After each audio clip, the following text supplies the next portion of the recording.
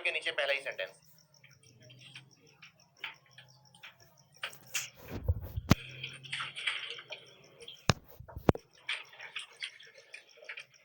Total sales से पहले आएंगे कॉस्ट ऑफ सेल्स तक।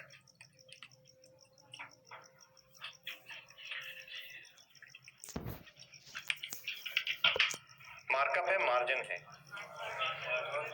मार्जिन है कितने परसेंट?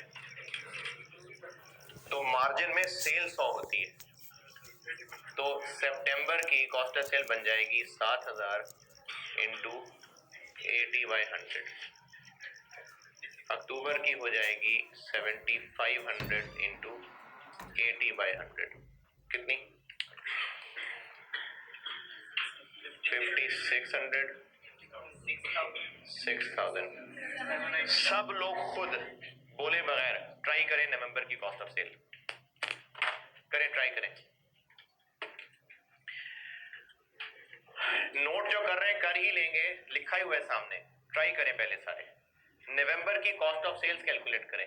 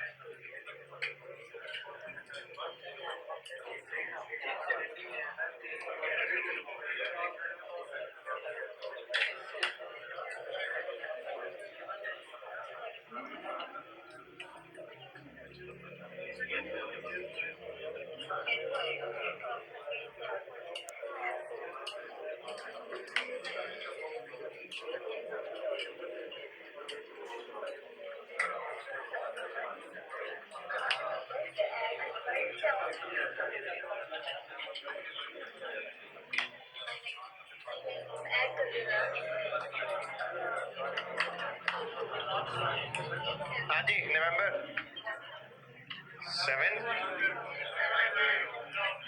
7200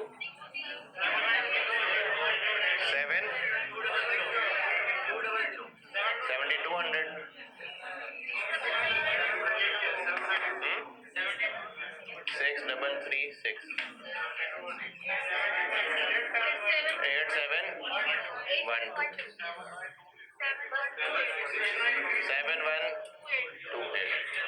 अच्छा, सारी नवंबर वाली वैरायटी है ना? और दिखाएं कोई अच्छी सी और।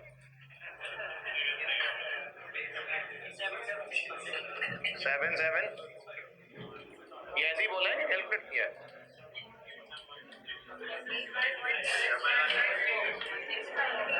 69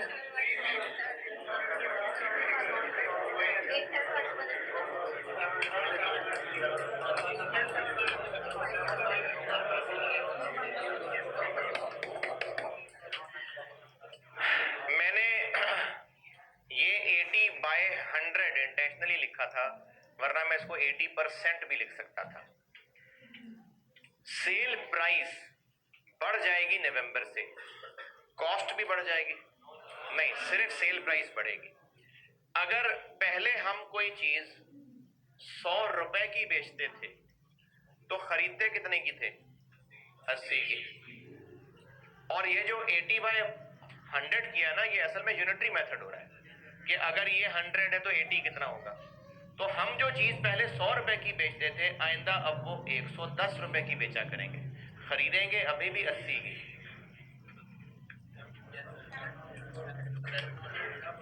$9900 into 80/110,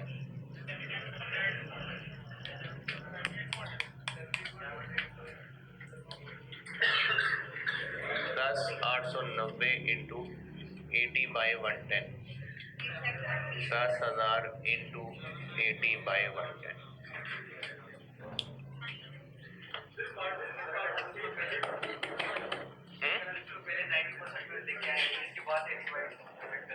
यार वो ना मास्क में ना कोवर्ट इधर गिर जाता है, उधर गिर जाता है। दोबारा बोलो।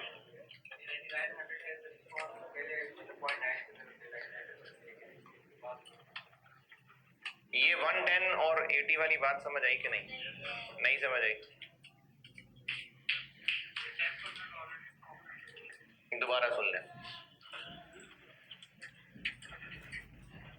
पहले एक चीज जो हम 100 रुपए की बेचते थे वो हम 80 रुपए की खरीदते थे, और अगर सेल से कॉस्ट ऑफ सेल्स तक पहुंचना है तो यूनिटरी मेथड ये होता है कि ये जो सेल्स है ये 100 है, तो फिर 80 कितना होगा? 100 से डिवाइड 80 से मल्टीप्लाई, ये यूनिटरी मेथड होता है। और ये यूनिटरी मेथड अगर आपको नहीं आता तो आपको आना चाहिए, क्योंकि ये बहुत ज्यादा कॉमन चीज है कैलकुलेशंस के अंदर। अगर ये 100 है तो 80 कितना होगा? Divided by 100 into 80। लेकिन अगले महीनों में सेल प्राइस 100 की बजाय 110 हो जानी है, कॉस्ट 80 ही रहनी है। तो ये जो नवंबर दिसंबर जनवरी की सेल्स हैं ये अब 100 नहीं है, ये 110 है। तो अगर ये 110 है तो फिर 80 कितना होगा? तो 80/110। ये हो गया यूनिटरी मेथड। चलें एक और तरीका बताता हूं।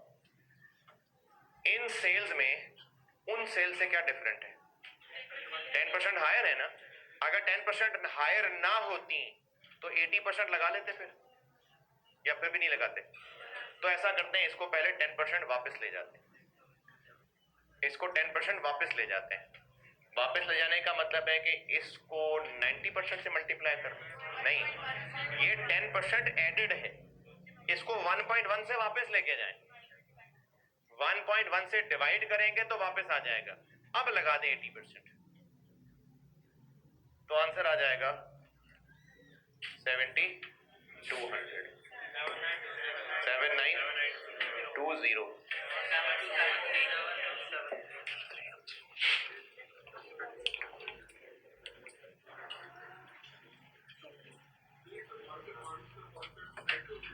नहीं,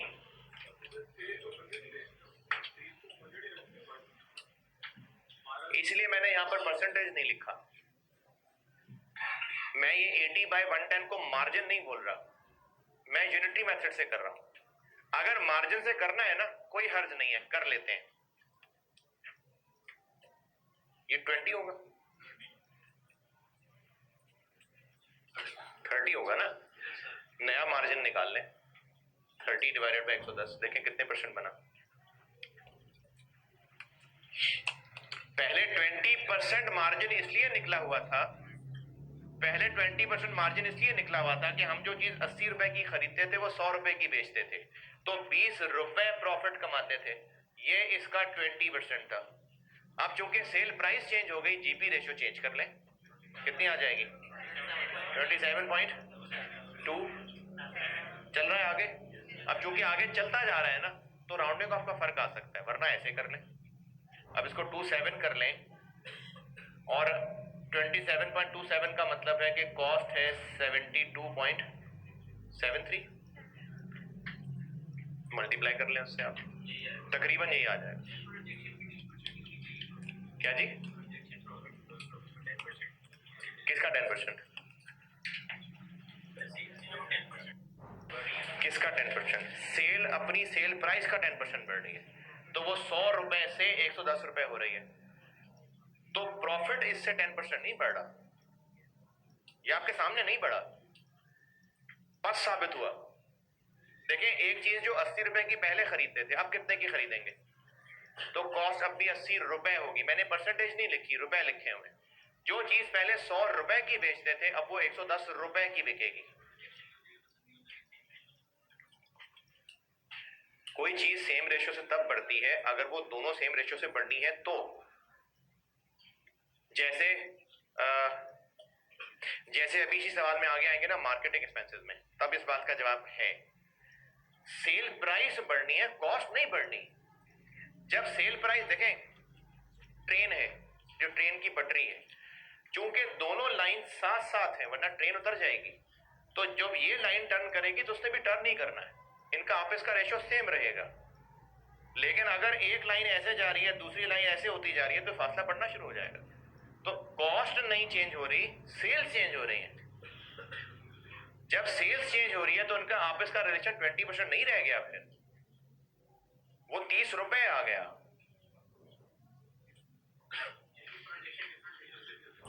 हाँ, हो सकती।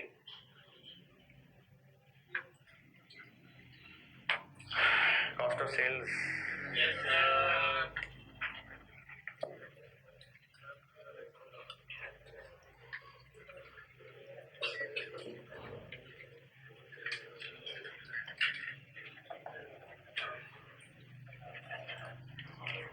इसमें ओपनिंग स्टॉक लेस करना है और क्लोजिंग स्टॉक ऐड करना है।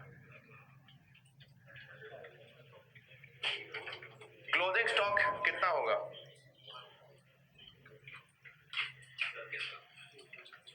सवाल में देखें ना, क्लोजिंग स्टॉक होगा अगले महीने की सेल्स के बराबर, यानी इसके बराबर नहीं, कॉस्ट ऑफ सेल्स के बराबर। तो एक महीने का क्लोजिंग स्टॉक होगा अगले महीने की कॉस्ट ऑफ सेल्स के इक्वल। तो सितंबर का क्लोजिंग 6000, अक्टूबर का क्लोजिंग ये,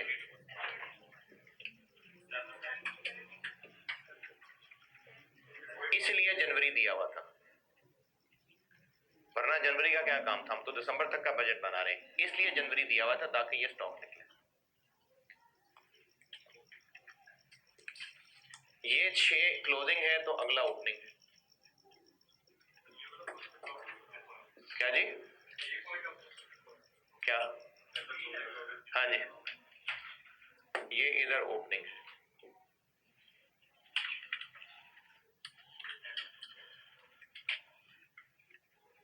सितंबर की परचेजेस चाहिए या नहीं?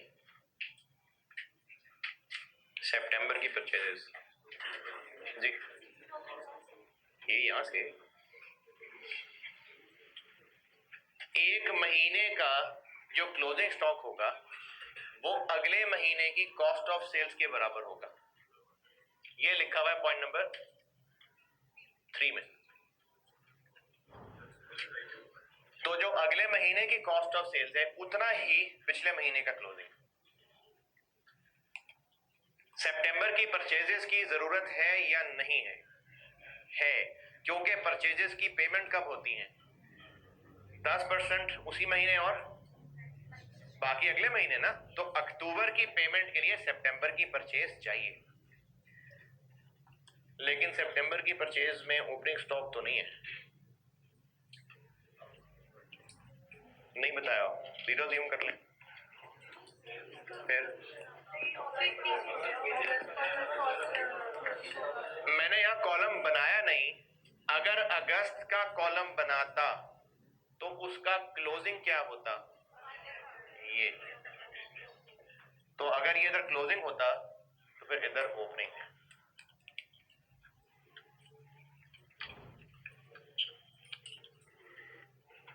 ये पॉइंट दोबारा सुने, अगस्त का कॉलम बनाया नहीं है, चलें इधर मैं बनाता हूं अगस्त का कॉलम। अगस्त का क्लोजिंग स्टॉक कितना होगा? जो सितंबर की कॉस्ट ऑफ सेल्स है, तो इसका क्लोजिंग होता 5600 और ये क्लोजिंग अगला ओपनिंग होगा।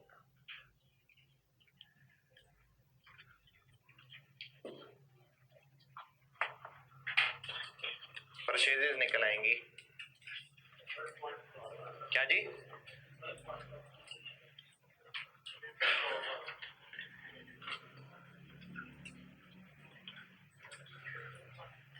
पे हम बताएं क्या पूछना है आपका?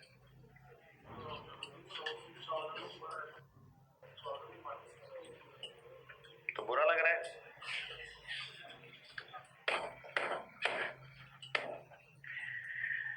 क्लोजिंग स्टॉक वाली बात दोबारा सुनिए।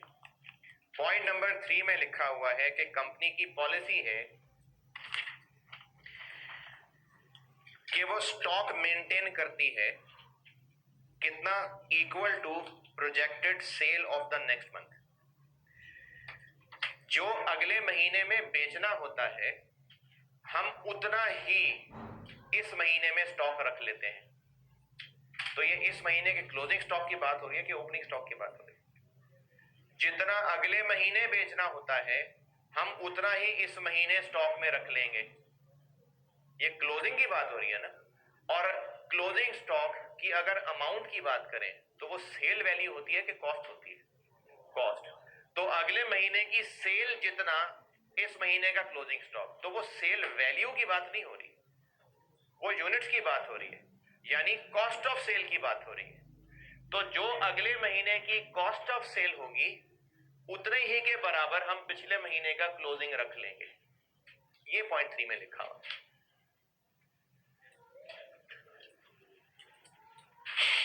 परचेजेस निकल आई 6,7200, 7,920 और 7,273।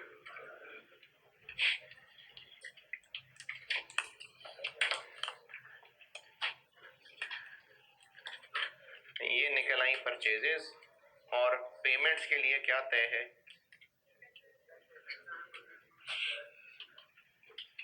10% उसी महीने और 90% अगले महीने।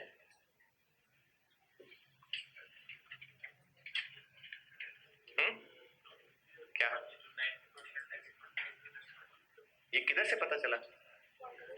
10% कैश परचेजेस हैं तो बाकी सारी क्रेडिट परचेजेस हो गई और सारी क्रेडिट परचेजेस अगले महीने पे होंगी।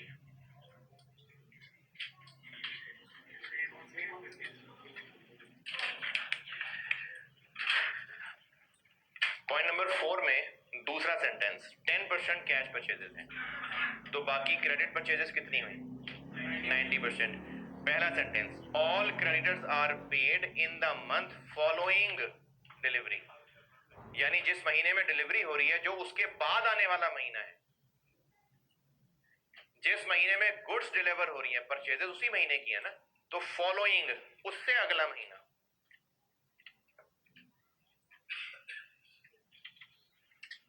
तो अक्टूबर में 10% आएगा 720, 792, 727,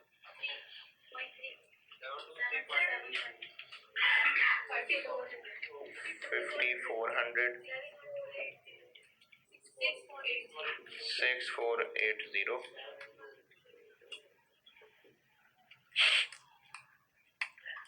पेमेंट्स बन जाएंगी 6120,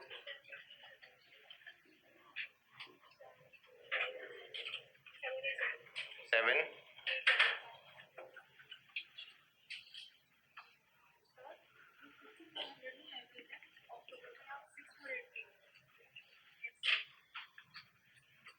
इसका 90 है ना।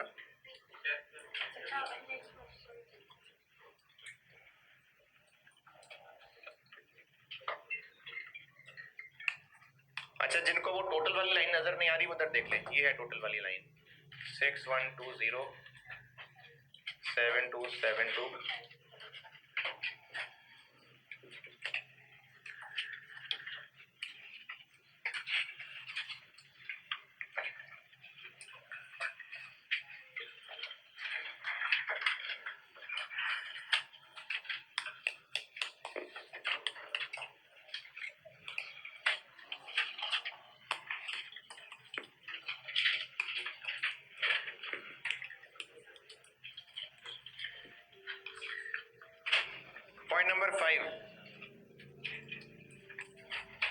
मार्केटिंग एक्सपेंसेस हैं, ये वही पॉइंट है जो पिछले 2 दिन से करते आ रहे हैं।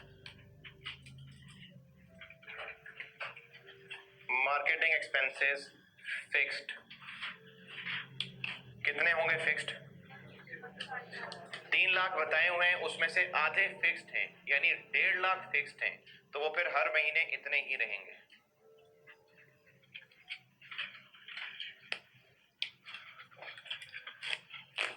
लाख में से आधे। पॉइंट नंबर 5 बताया मैंने, मार्केटिंग एक्सपेंसेस में से कहा हुआ है कि आधे फिक्स्ड हैं जो 3 लाख बताए हैं, तो फिर वो 1.5 लाख हर महीने 1.5 लाख है। बाकी वेरिएबल है जो सेल्स के साथ वेरी करेंगे, तो क्या करें? वही रिलेशन निकाल लें। क्योंकि डाटा अक्टूबर का दिया हुआ है, तो अक्टूबर के वेरिएबल मार्केटिंग एक्सपेंसेस कितने? 1.5 लाख। अक्टूबर की सेल्स कितनी? 7500। क्या रिलेशन बना? 2%। तो वेरिएबल का रिलेशन बन गया कि हर महीने की सेल्स का 2%।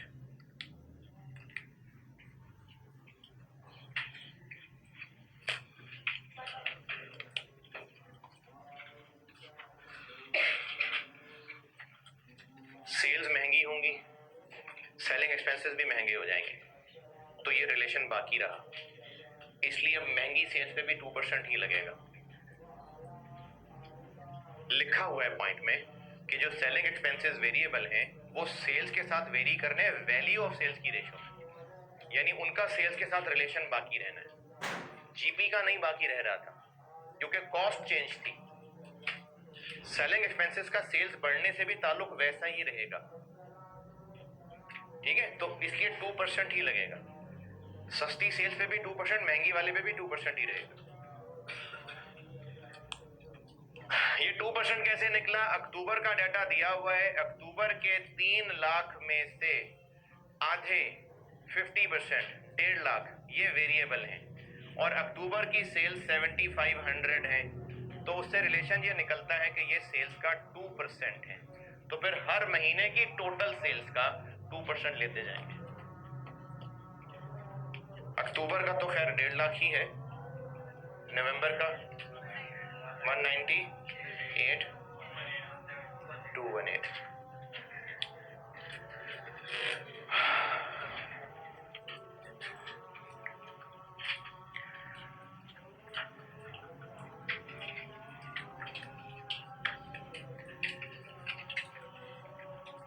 पॉइंट नंबर 6 ये परसों किया था।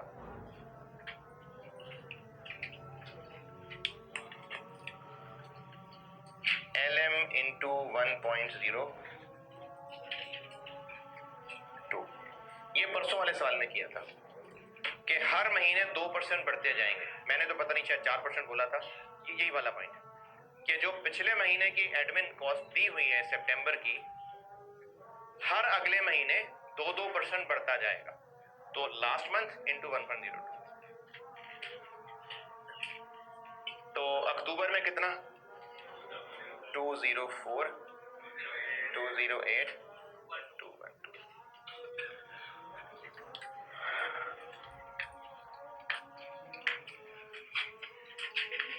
और लास्ट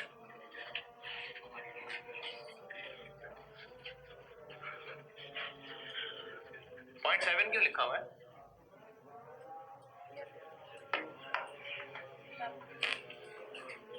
पॉइंट 7 का क्या करें? ये पार्ट बी के लिए बताया हुआ है, क्योंकि प्रॉफिट एंड लॉस भी पूछा है ना, तो ये पार्ट बी के लिए बताया हुआ है। कैश का इससे ताल्लुक नहीं है, डेप्रिसिएशन से। पॉइंट 8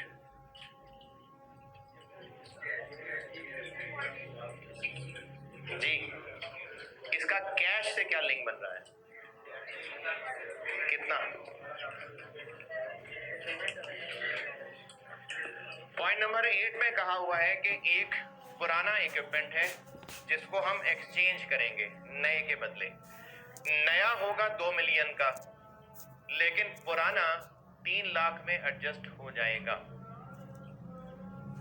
ये सब इंग्लिश में लिखा हुआ है जो मैंने बताया। पॉइंट नंबर 8 में लिखा हुआ है कि नया होगा 2 मिलियन का, और चूंकि पुराना एक्सचेंज एडजस्ट कर रहे होंगे तो ट्रेडेड अलाउंस वो होता है जो पैसे नहीं दे रहे होते, जो पुराने की कीमत लग रही होती है। तो अगर 3 लाख ट्रेडेड अलाउंस है तो पैसे कितने देंगे? 17। तो इक्विपमेंट, और किस कॉलम में लिखूं? अक्टूबर में।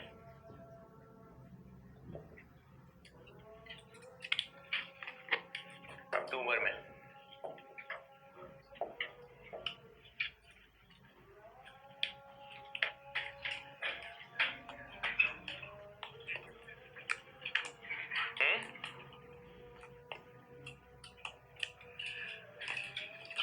अक्टूबर में नहीं, अक्टूबर ले जी, खत्म हो गया। पेमेंट्स का टोटल हो जाएगा क्या? 1700। समझ नहीं आया? हम एक पुराना एसेट बेच के नया एसेट खरीदेंगे। नया कितने का होगा? लिखा हुआ है कि नहीं? लिखा हुआ है 2 मिलियन। पुराना ट्रेड इन अलाउंस 3 लाख। तो ट्रेड इन अलाउंस वो होता है जो हम पैसे नहीं दे रहे क्योंकि पुराना उतने में सप्लायर रख रहा है। पैसे कितने देंगे हम? 17। पेमेंट्स का टोटल बनेगा, पेमेंट्स और रसीट्स का नेट आएगा, फिर ओपनिंग बैलेंस और उसके बाद क्लोजिंग बैलेंस। ये सवाल आपने दोबारा करना है। डेज वाली बात फिर नहीं है तो वो कल बताता हूं।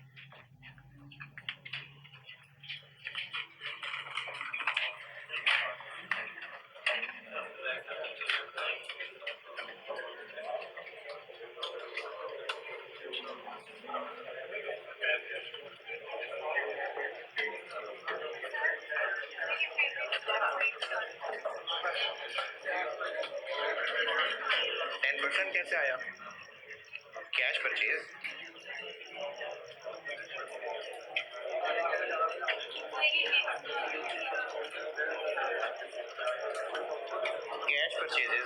उसी मंथ पैसे देंगे ना, तो इसका 10% कैश परचेजेस है, ये इसी मंथ में आ जाएगा। ये टोटल परचेजेस हैं, इनमें से 10% कैश परचेज है, तो कैश परचेज का पैसा उसी महीने नहीं चला जाएगा, तो ये उसी महीने चला जाएगा। इसमें ख्याल ही समझ आ रहा। 10 आ गया। 90% क्रेडिट सेल है और क्रेडिटर्स के बारे में लिखा हुआ है कि वो अगले महीने पे होंगे, तो पिछले महीने की 90% जो क्रेडिट परचेज है उसके पैसे यहाँ आएंगे।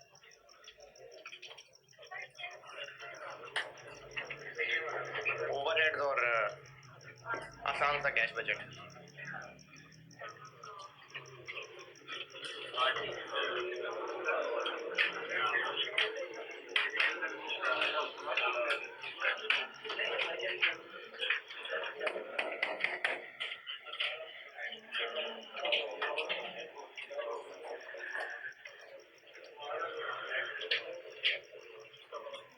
अच्छा, ये काफी इम्पोर्टेंट बात है क्योंकि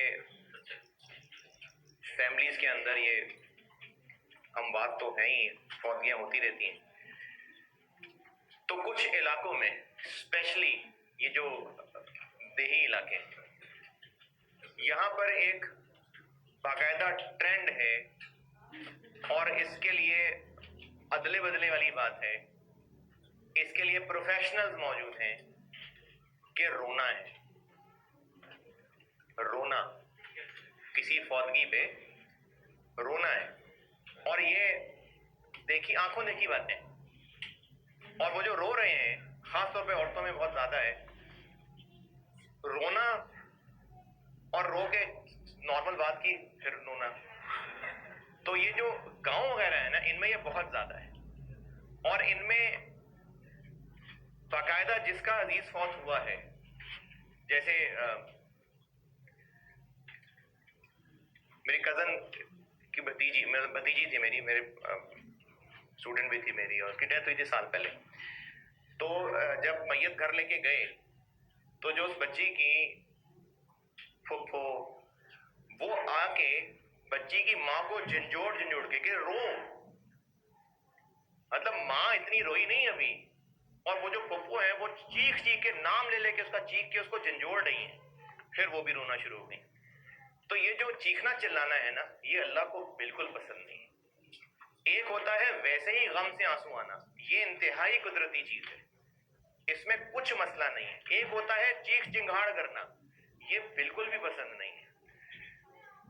सही बुखारी में रिवायत है, सैयदना अबू हुरैरा रज़ियल्लाहु ताला अन्हु से रिवायत है कि रसूलुल्लाह सल्लल्लाहु अलैहि वसल्लम ने फरमाया, अल्लाह ताला फरमाता है मेरे मोमिन बंदे के लिए मेरे पास जन्नत के सिवा कोई जगह नहीं है। किस बात की? कि जब उसका कोई अजीज दुनिया से उठा लूं और वो उस पर सवाब की नीयत से सब्र कर ले, वो उस पर सवाब की नीयत से सब्र कर ले।